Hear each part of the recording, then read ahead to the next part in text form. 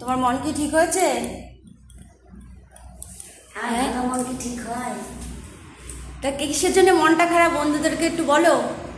কিসের জন্য মনটা খারাপ বলাটাও লজ্জার ব্যাপার। তবু বলো। কালকে লক্ষ্মী পুজোর দিন পুজো দিয়েছি, দোকানদার সমস্ত ভোগের জিনিসপত্র কিনে এনেছি।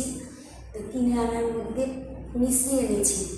এবার মিষ্টির মধ্যে উনি মিষ্টি দিয়েছে, কিন্তু মিষ্টির মধ্যেই একটা এত বড় দলা একটা ফিটকিরি দিয়ে দিয়েছে। তো ফিটকিরি দিয়ে দিয়েছে, তো আমি কি করে বুঝবো? আমি তো যখন করলাম রান্না তখন মনে হলো এটা একটু কেমন লাগছে, এত বড়। আবার ভাবলাম এখন নানান রকম জিনিস মিষ্টিই হবে, তো আমি ঢেলে দিলাম। পায়েসটার কালারটাও একটু হলুদ হলুদ হলো। তো ভাবলাম অনেক সময় মিষ্টি দিলে একটু কালার অন্যরকম হয়।